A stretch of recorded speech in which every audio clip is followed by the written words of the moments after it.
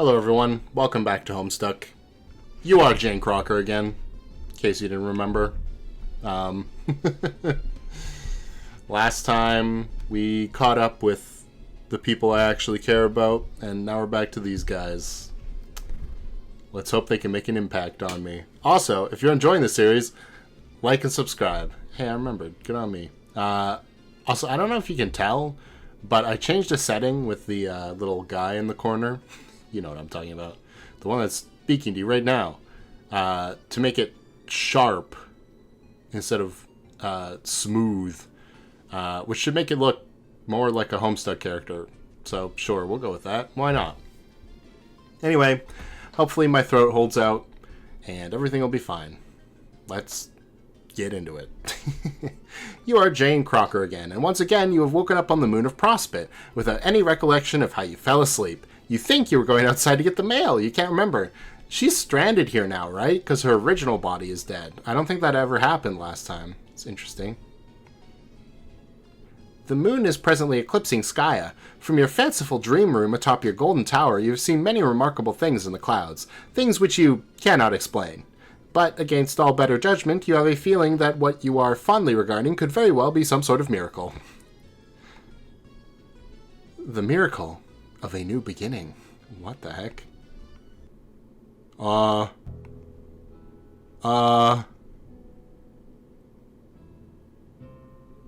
Great. Spade slick. No! Another coffin clog. Another coffin clogger bites the dust. 2 down, 2 to go. Well, be Jack Noir. Jane is too dead at the moment to be Jack Noir. Jack Noir just bees himself instead. Bees. Get watch. Is this a Doom timeline now? I don't know. Get this shit out of the way. You're a busy bureaucrat. The clock is ticking and time is dead, kids. Check time. The moment rapidly approaches. You're gonna show these alabaster sons of bitches how a Cold War is done. You can't wait to read it in their papers. The maid is dead. Our life is pathetic. Blah, blah, blah.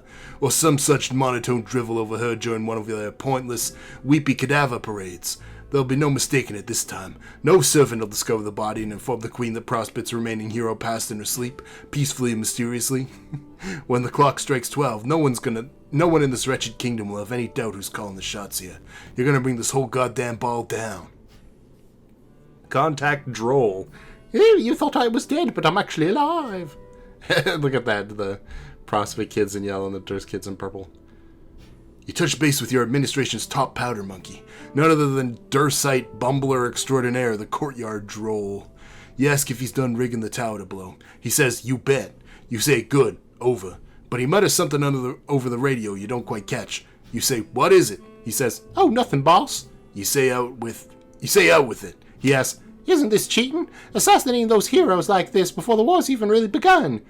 You say, what do you care? Just follow your orders. He says, oh, of course, no question. He just thought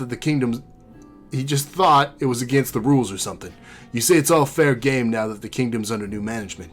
The new boss ain't opposed to taking some shrewd tactical shortcuts. You like to cut of her jib.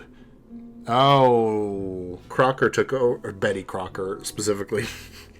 The troll empress took over. Yeah, okay. He says, he supposes he can't complain. Her policy towards elaborate hats seems to be as lenient as the old queen's. You will say you shut up about the hats. His policy toward elaborate hats seems as lenient as the old queen's. You say, will you shut up about the hats? He says, it's probably because she wears the most grand and luxurious fluffy hat he's ever seen. You say, you don't think that's a hat. You think that's something called hair. He says, oh. You say, now quit all the yapping and follow your damn orders. He says, okay, but it still feels wrong. You say, what does? He says, he doesn't know. Just something about feeding the poor sleeping boy all those deadly peanuts just felt wrong. You say you don't care. You say you don't care if it felt like a fucking full body massage. Just get those bombs ready to blow over and out. Wait, fed him what? Okay. Is he allergic to peanuts? He says the intelligence report he had said the kid wouldn't take well to peanuts, so he stuck in there with a whole bag of them, you know, like the kind from the circus. He says he ate most of them because they were delicious, and as far as he knows, aren't poisonous to most everybody else. But he did save a few to get the job done, because he's a professional who always carries out his orders. It's not easy feeding a sleeping boy some peanuts, he says. He says he had to work extra hard to put them in his mouth and then use his hands to make him chew up the nuts. Severely allergic. Deadly peanuts. But mission accomplished nonetheless, he tells you. You should be pleased to know that those nuts were super deadly. Though to be fair, he doesn't know if he died from the poison or just choked on a bunch of barely chewed peanut bits. You know what else is super deadly, you say? You know what else is super deadly, you say? Knives. Sharp, deadly knives. You stick in people's soft torsos to make them bleed till they die. He doesn't have anything to say to that. Jack, wrap this up. You say, forget it. What's done is done. The Prospedian heroes are dead, and that's all that matters. Just be ready to detonate at the appointed time. He says, Roger that. But wonders if there are any more orders after that. He asks, what about the other two, the ones on our moon? And most importantly, is there any particular snack that is poisonous to them? You say, forget about those two. They're much trickier to deal with. You got the dignitary working on it. You'll get a report from him as soon as when you return. You wouldn't have even bothered leaving in the first place, but you wanted to make the trip personally and stick it to all those self-righteous sky-bathing goody two-shoes yourself. Hang on, something's happening here. You gotta go. Something's exploding. Expect torso. This can't be good. You better hit the road and blow this joint before the dead broad does some sort of lifey thing. Hit the road, blow joint. Whoa, he's just got a portable transportabilizer. Whoa, what's happening? Is she going God tier already? Ball drop. Happy New Year! Was this New Year? It was New Year, okay. Of course it was. Drop. Bounce. Ah! Screaming. Lands right in the central square and explodes. Nice. Act 6, Act 2. Wow, this is going fast. Wait, she's still alive? Oh, okay. Never mind.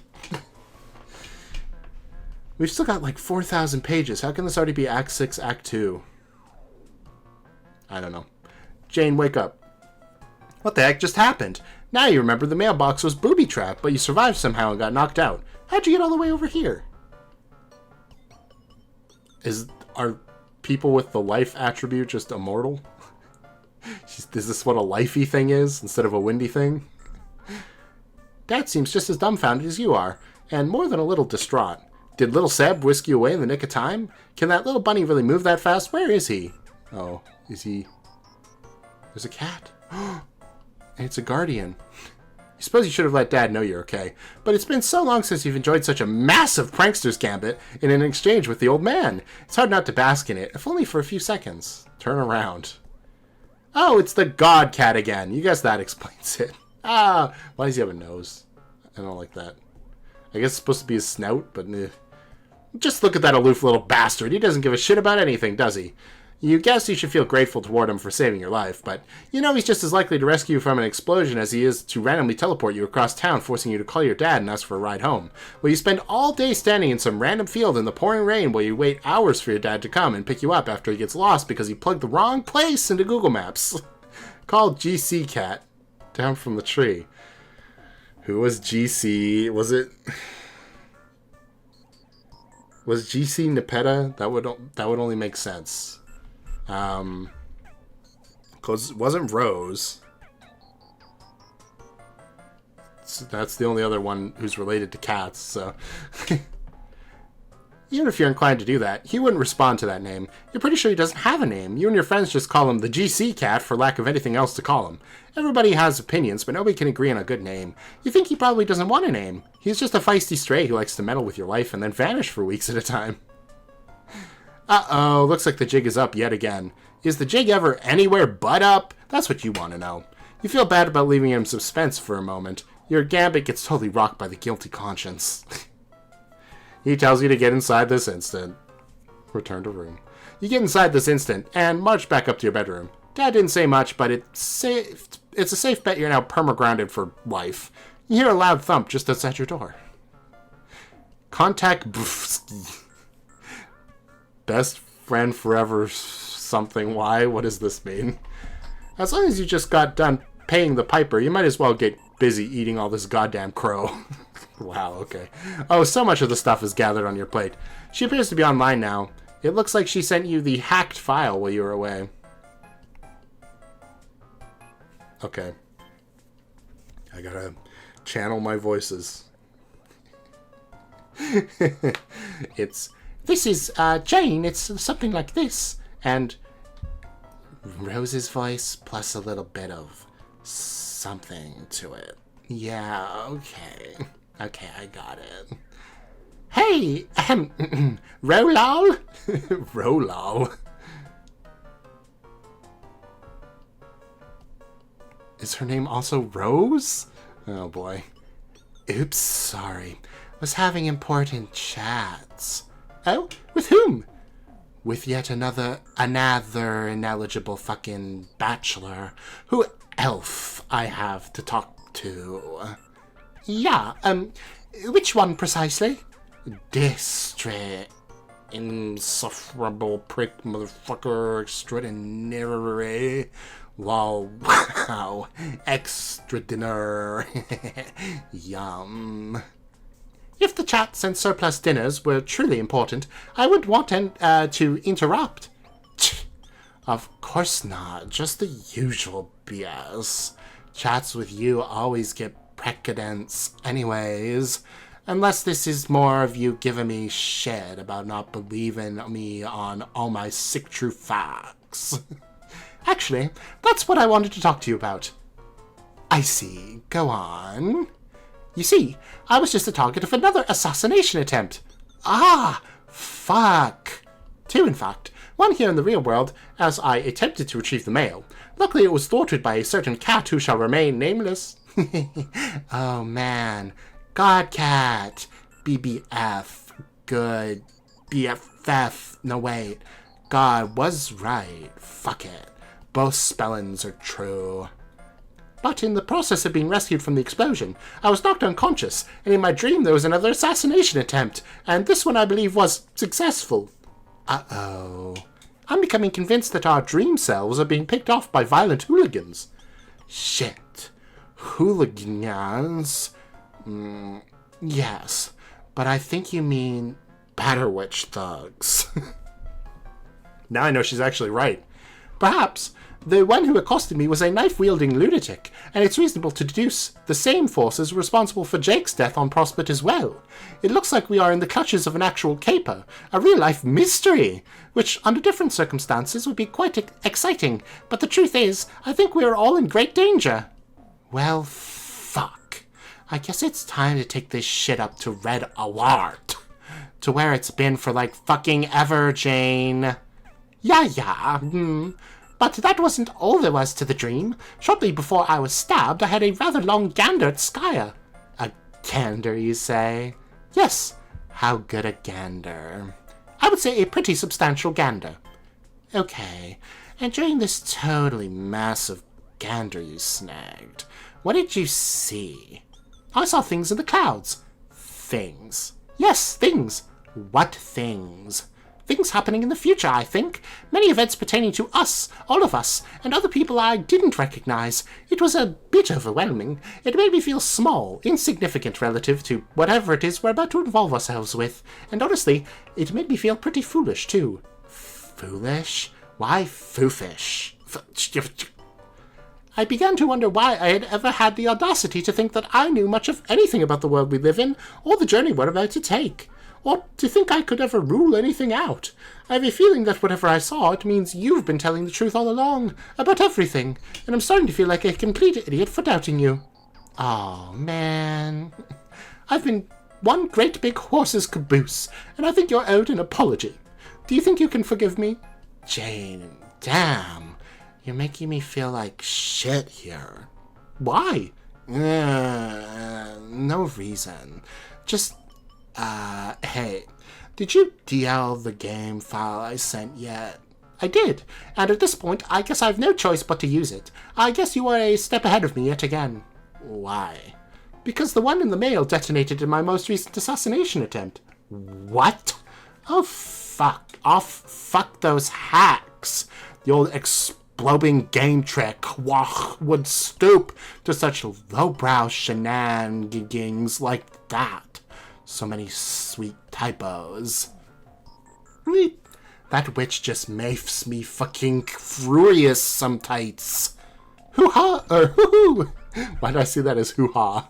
Hoo-hoo. The tactic was quite underhanded, yes. Yeah. So what were we talking about again? Sorry. I just so worked up over it. I don't blame you. Where we were, by my estimation, was a plan wherein I was about to awkwardly attempt to swallow a helping of humble pie, and to somehow make it up to you for my years of stubborn mistrust. Hey, Jane, wasn't that a bunch of split infinitives? Split. To awkwardly attempt to somehow make it up. Oh, lol. So busted. Oh gosh, what a doofus. You see, I clearly don't have all the answers. I really had some nerve challenging anyone on practically any subject. Don't beat yourself up too bad. We both know that rule is bullshit anyway. You hold yourself to too high a standard, and those standards kind of leak out and start getting applied to other people, I guess, sometimes. You really don't have to apologize, Janie, or eat humble pip or anything. All you've got to do is maybe not be such a huge tight ass all the time. That's fair, but I would still like to make a gesture, even if it's one partially motivated by self-interest, seeing as I clearly have much to learn. I would like to give you a free pass for the day. It is a good for 24 solid hours of absolute credulity from your best friend. Okay, waiting for you to say what the fuck you're exactly talking about? It means that starting now, whatever you tell me, I will have to believe you. I promise. Oh, really? Yes. Oh. Are you there? Ro? Shh. This is the dramatic pause. Calm your tits. Oh. Exactly how dramatic are we talking here? Should I go retrieve a magazine? Really?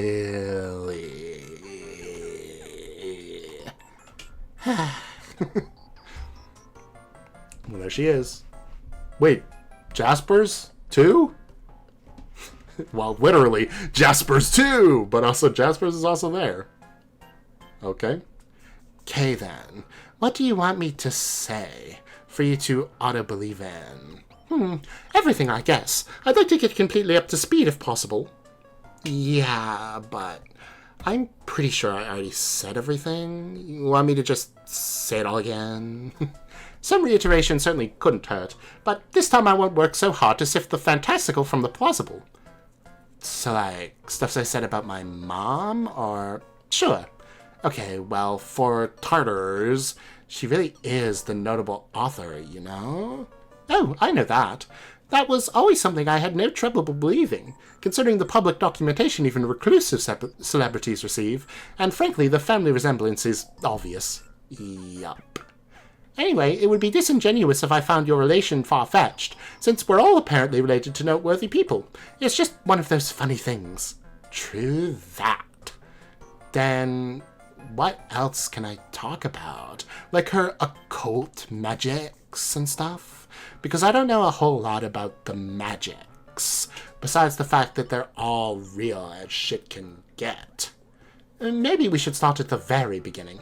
Okay, but the beginning was a heck of a long time ago. Do you remember around when we first started talking? Why?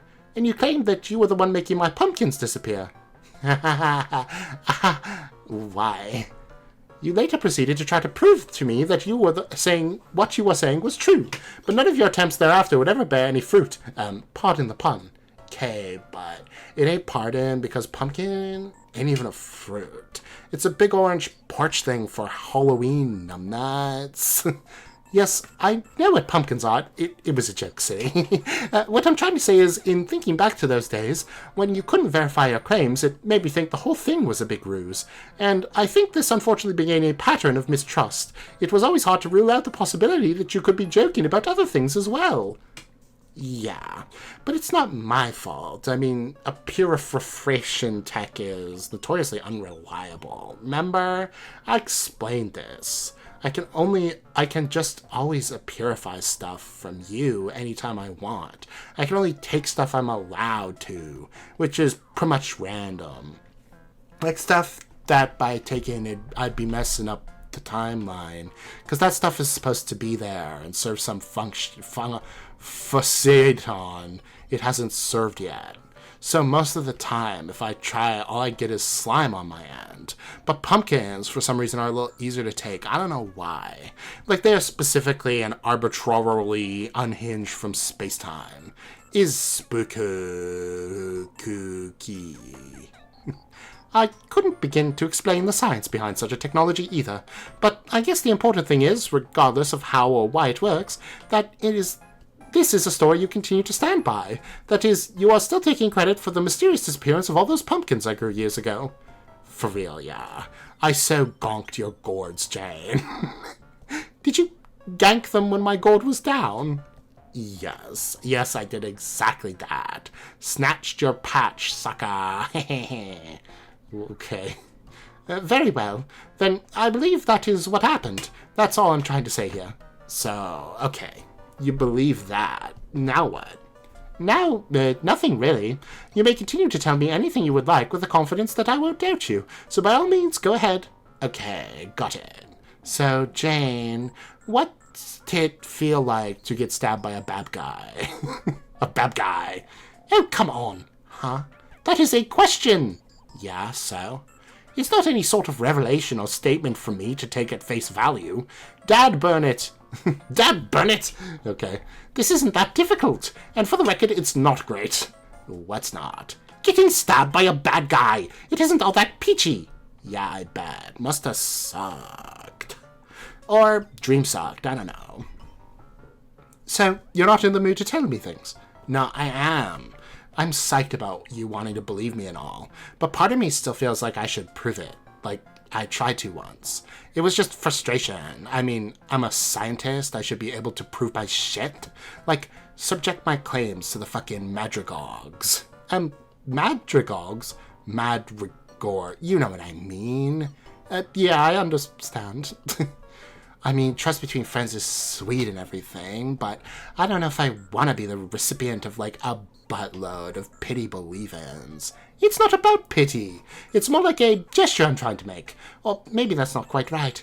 It has more to do with setting things right for myself than making it up to you. Does that make sense? Shoot, I'm doing such a terrible job of explaining this. Patiently sips beverage. The bottom line is, I want to believe the things you say now, and that's all you need to know. Okay, that's good. I want to, but I still want to prove it irregardlessly. Shutter's uncontrollable word usage. Whoops, sorry. What did she do?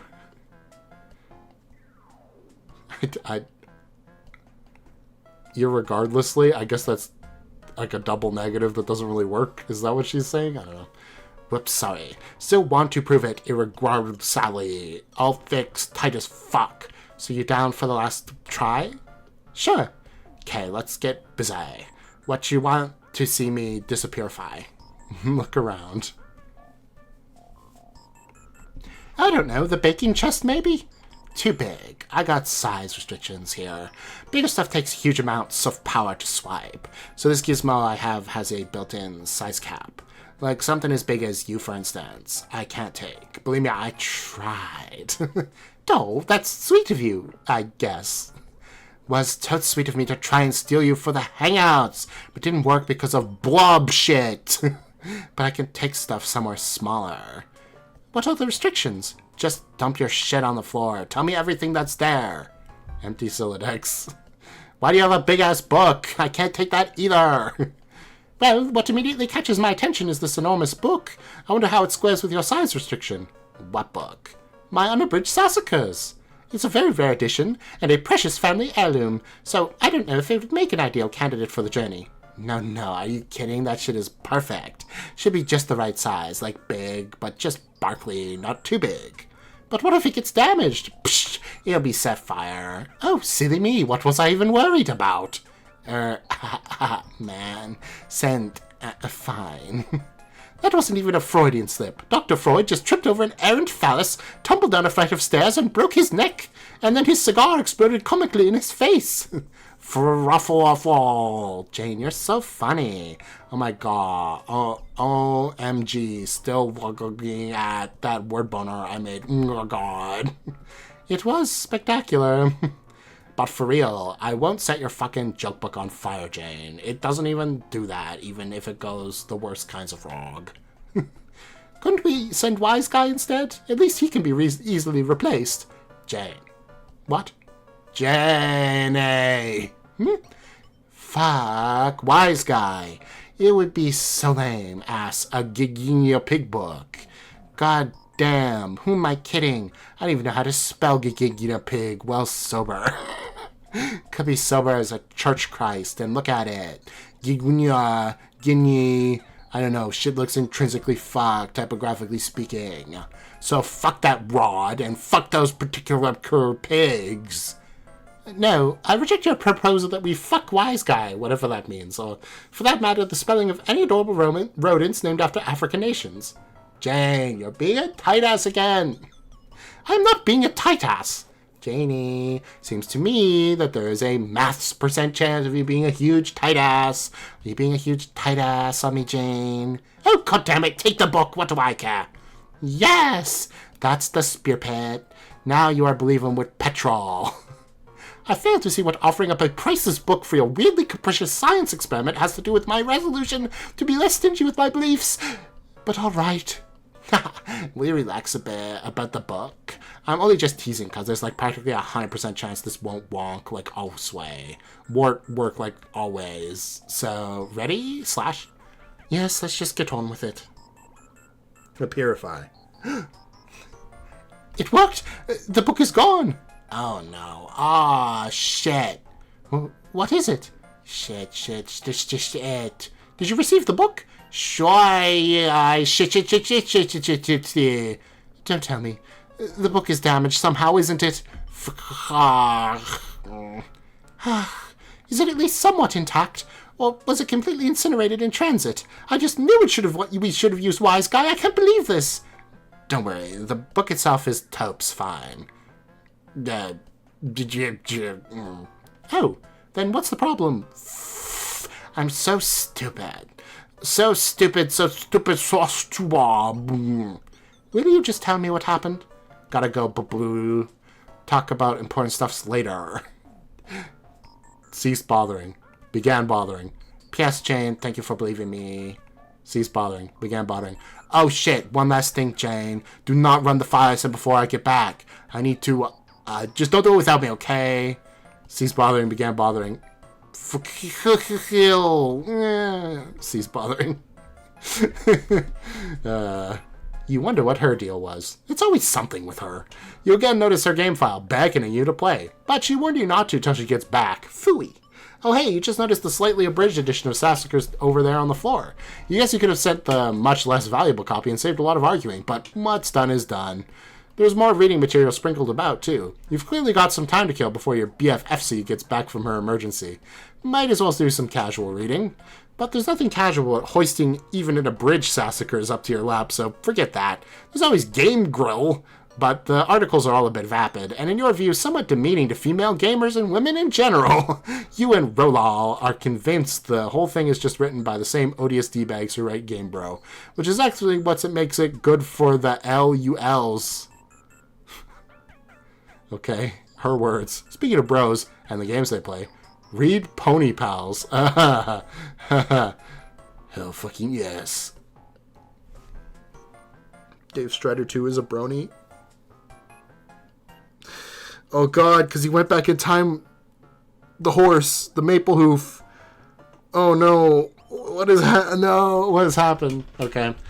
You've read this a million times already. It's one of your favorite gifts. Another gander sure couldn't hurt. Examine contents. Amazing chapter titles. No, that's Spade Slick. Can't do that. Amazing chapter titles. Potentially the TOC for greatest books ever written. But better and Court shout out this nightmare instead. Okay. Table of contents. That's what TOC is. I'm like, I know I've seen that abbreviated somewhere before. For the greatest book ever written, but instead we got this. Horseshoes. Whatever. Blood? Jesus. A visitor. Screaming ponies. Motherfuck. Danger. Flames. Missing. The fight. Blood in the snow. Holy shit. Homeless. 3 ideas. Acorn shadow. A pony broods. 11. The final freakout. Appendix A. Official body count. Flip to page 1. Oh, this is his thing. Instead of Spjaj. He's just abridging this book. Tragic pony news. Dumb name. Sounds like products of a speech impediment by an imbecile. Anna Harley. Oh no. Came out her back door and ran across the backyard. Anna. Almost a good name for you. Not sure why.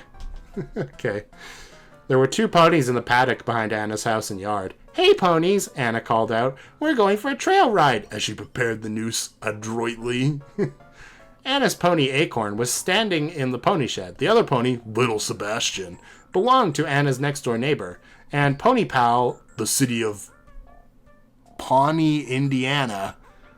Lil Seb, came over to Anna, but Acorn stayed in the shed. Anna thought that Acorn was trying to hide from her. He liked to play... I'm scared shitless of my master. Okay, turn page. Oh boy. Anna went into the shed. Acorn wasn't fucking around. He was staring at a fluffy black cat with white paws, taking a dump on his favorite saddle. The cat was staring back at Acorn, shitting like tomorrow wasn't a thing. Hey, kitty, said Anna. What are you doing here? She asked, the act of defecation oddly foreign to the girl. Pawnee came into the shed behind Anna. Whose cat is that? The rural township inquired.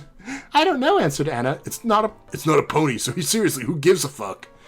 Suddenly a mouse ran from behind the feed bin. The contrived incident caused some extra shit to happen. Acorn was like, oh, hell no. Not the fuck in my paddock, bitch. Acorn nickered, as if to say, vile slurs omitted. The cat leaped back up onto the straw and curled himself into a ball. Acorn took a few steps towards the cat and crushed it to death with his magnificent hooves. Acorn nickered triumphantly. That's so cute, murmured the fictional Midwestern burro. Pam Crandall. Okay, that's a name. Okay.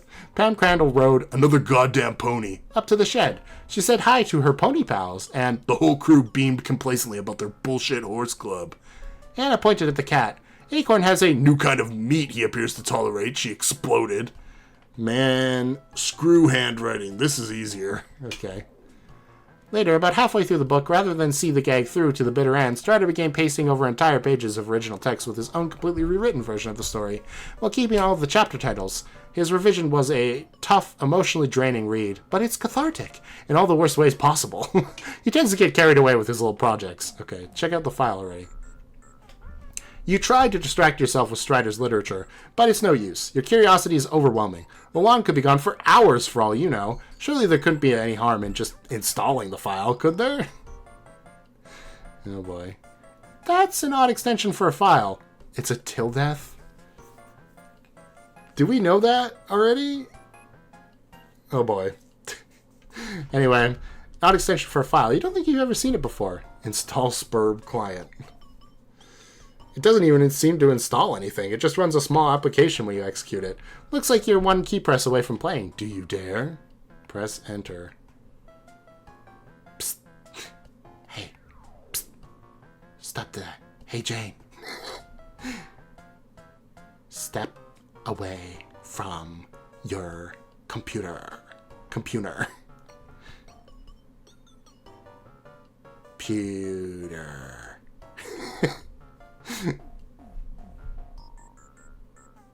:3.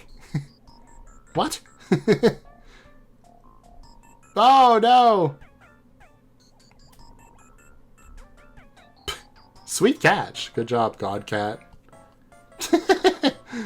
God, you wish your stuff would stop exploding. Answer Die Stry. Die Stry, so it's not Dave, it's Div? Oh, look at him. Oh yeah, there's some horse shenanigans going around. As if the puppets weren't enough, man. And the samurai swords? How many hobbies do you need? He's got a little maple hoof. Oh no. I should probably warn you. About what? Yet another exploding game trap? Well, shit. She already sent it? Yes, but to be fair, she warned me not to run it. That's weird. Why? She was probably just trying to protect me from the Batterwitch's latest assassination attempt. Sheesh, I can't believe you all finally got me saying Batterwitch, too. Who would have thought? No, it's weird because Lalonde was the one who rigged you to explode. It's a bogus copy she coded herself. The real game file she downloaded is totally legit. What? Really? Got it right here myself. Checked it out. File's fucking clean as a whistle. A whistle that overcame a major substance abuse problem, trying to get its life back on track. The whistle's holding down a steady job now. It's taking things one day at a time. Eat a fucking dinner off that whistle. Okay, I'll shut up. Why would she do that? To accomplish exactly what it sounds like got accomplished. You narrowly averting the fake threat to your life. Then getting your shit all hot and bothered at the Baroness over it. Then you abdicate your heiress throne or something, and give up on this game as a big fuck you to the genocidal cake alien. But if she felt so strongly that I shouldn't play, she could have just told me. Or told me more forcefully, I guess. I would have listened, maybe. She's working through some problems right now. Really doesn't want us to play that game. So I guess this was an insane stunt she whipped up to derail the inevitable. Kinda reckless for my tastes. One of the above statements is a fucking lie. Are you gutsy enough a gumshoe to spot it? Anyway. Maybe she was justified in taking such an extreme measure. I'm sure I hadn't been taking her seriously. She even warned me not to play it until she got back, but I went ahead and did because I was impatient. Actually, now that I think about it, she was probably going to disarm it or such when she got back, seeing as her objective had essentially been accomplished already by an actual assassination attempt. After that, I told her I would believe her about everything. That probably made her feel guilty about setting me up, so she told me not to touch the file until she returned. Sounds about right. But then I went ahead and ran it anyway like a doofus. I think she just wanted to be believed. Shucks, am I an awful friend? Nope. I'm not so sure about that. Well, before you go taking a massive sad crap all over your friendship credentials, consider this. Only she could manage to blow up your computer with a nasty Deathloop virus, somehow make you be the one to feel shitty about it. You're right. Or maybe you're the one who uniquely fills the predicate in that construction. I don't goddamn know. Your friendship with her is a half-drunken three-legged relay race, and the baton is a stick of dynamite. And you two are the only ones on the track. Me and English are watching from under the bleachers, high-fiving constantly. I guess that's a pretty apt metaphor, even though it doesn't make the slightest bit of sense. Yes. I just wanted to start playing the game so badly. Now more than ever. I have reason to believe the stakes have increased dramatically. They have, and they will continue to. I think our dream counterparts must all be marked for death, and if we are to stand a chance, we must move quickly. I agree. Just heard about your assassination on Prospect. Oh, she told you already? Who, RL? No, I read it in the newspaper. Are you being ironic again? No, I just picked up one of the sleazy Dursite tabloid rags. Sometimes they'll feature some pretty entertaining gossip about the royalty or whatever, but they're primarily dedicated to smearing Prospect. The press had a field day with the deaths of the page and the maid. Dursite? You mean the other planet, the evil one? Durs, yeah. It's not evil necessarily. That's a bit simplistic. The kingdom represents the forces of opposition to Prospect and the four heroes, us. What did the story say about me? Dead. That was the big-ass headline. Then a photo of your dead body lying there, followed by a lot of bullshit slander. It was also reported your tower exploded. Couldn't find the body to give it a proper funeral. Probably incinerated. I didn't realize you'd woken up in the game already. When did that happen? I don't know. Years ago? Don't really recall. I'm too cool. I guess I shouldn't act surprised you didn't tell me. What with all your highfalutin secrecy? Secrecy? It's hard to explain. I was never technically asleep there. I was awake without realizing it. Then I sort of realized it. And I sort of learned how to be awake there while awake here too. I'm awake there now, albeit pretending to be asleep.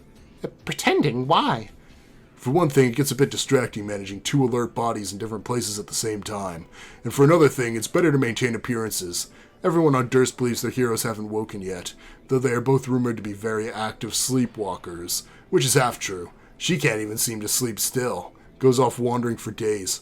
Sometimes I gotta go round her up from some godforsaken cranny of the abyss, drag her tipsy ass home and tuck her back in.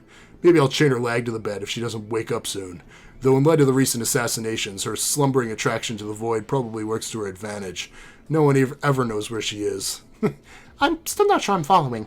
Why are you maintaining the appearance of being asleep? On Prospect, it seemed as if the people there regarded me and Jake very highly, like celebrated figures. Is it not the same way on DOS? No, essentially the same situation here. They glorify us the same way, almost like we're their purple pajama team mascots, even though they'll completely oppose our objective when all is said and done. Kinda ridiculous, really. But even so, I think it's better to lay low, not alert anyone to my alertness. That way I can sneak around and gather information, do some reconnaissance before shit starts getting real. In other words, read newspapers, get a feel for word on the street and such, as might a detective. Yeah, among other things, like keeping an eye on agent activity. You mean secret agents? No, more like high-ranking officials. Judging from your knife wound, I'm betting you were the victim of the archagent himself. You should feel honored, I guess. Who's that? Guy named Noir. Real nasty dude, crazy ambitious, loves knives. If we're going to stand any chance of winning this thing, I've got this nagging suspicion we're going to have to take him down first. And a feeling that nags equally is that ain't going to be easy. Oh, thank you. I think I'll finish this one and then we'll end for the day. I guess I should find all of that ominous, but I cannot lie, sir. Nothing you said made me feel one iota less excited to begin this adventure. Those dastardly agents can try to assassinate me all they like. I just want to get started. That's the most awesome way to be, Jane. And it is again why you'll be our leader, sort of. Right. They're still fixing to pull the strings for us per your extensive puppet metaphor. Pulling them as we speak. I'm having little Seb install a real copy of the client on another computer in your house. Clean computer, not any of this B Corp tech garbage you tend to accumulate. We'll have to insist from this point onward you employ neutral devices. That shit fucks with your head. Alrighty. I think I can make that concession. Once it's installed, I'll connect with you. I'll be your server player. I know this isn't what you were hoping for, but some improvisation is in order. While we get the ball rolling, I'll try to talk some sense into that mercurial booze hound. It sounds like a plan. I do hope she comes around. It'd be a bummer to play without her. She will. Say, do I even have any machines that survived the explosion besides this one? Do you even have any machines that don't inundate you with fucking hamburger helper ads and Guy Fieri's heinous propaganda? I guess not. Still, nice things were surely destroyed. I think Detective Pony was caught in the blast. It's unlikely Acorn survived. A fitting end to the life of moral compromise. So, since I'm apparently out of neutral devices, which computer is Seb installing the file on? It's on your dad's computer downstairs, the one in the study. There he is with the Crosby top. He's got it on lock. Oh boy. Okay, so Sburb isn't a till death program. That was a till death virus that Rolol, I guess why can't we just know their names? Why can't we just know? Rolol sent to try to get rid of Betty Crocker, or get Jane to turn on Betty Crocker, but she already did that, so I'm guessing it's probably for something else. Like, she wanted to blow up all her Betty Crocker computers. Which makes sense. Seems how Betty Crocker is an evil empress from another dimension. Sounds so mundane when I say it that way. What's a good question for this episode?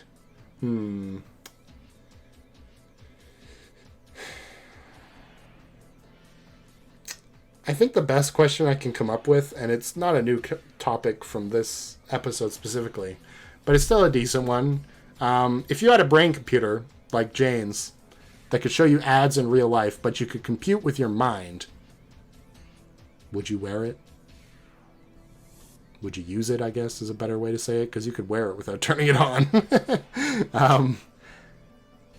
I think there's a lot of crazy stuff you could do with that, because it's a computer, right? So it's not just like you can go on a chat client and talk to your friend in your brain. You could have like super VR for every video game where you're experiencing it in your mind. And also, you could get an art program and draw with your mind. Anything you can imagine, you could create. That's pretty broken. I don't know if I could turn that down, honestly. I wouldn't use it for like all computing. I think I'd still have a normal computer for just like stuff like this. Like I don't need the brain computer for this. But like, I don't know, man. I don't know. It's pretty tempting, even if it shows me Hamburger Helper ads in my eyeballs, which is scary. Yeah. I can't believe that we already have our third... third, right? Yeah, because that one's... The troll one is the same... Jack Noir becomes Spade Slick in that universe. Our third Jack already. There were 4 Jacks then, because if we're ever going to see Troll Universe A1, then there should have been a Jack in that one too. I wonder what happened to him in that universe. I'm going to guess he probably got killed. Because it seems like killing him is mildly necessary for the game to progress, or at least exiling him. Like, you can't have him around. Hopefully they just kill Jack in this universe so there aren't 2 Jacks running around again. That makes it very confusing. But this is Homestuck, so knowing that they'll fight or something, and it'll be Jack versus Jack, and I'll have to be like, oh, Jack Noir is fighting Beck Noir, and Beck Noir is killing him. Also, the Universal Ancient Guardian, I don't remember what the name is, the Beck of this universe, is a cat that's just hanging around Jane's house. Just casual god cat. It's so funny that these people don't find this strange at all. But I guess that's what happens when you live in this crazy Betty Crocker world. Okay, well, I'll see you guys in the next episode. I hope you enjoyed. Leave a like and subscribe, like I said earlier, if you made it all the way to here. And yeah, that's pretty much it.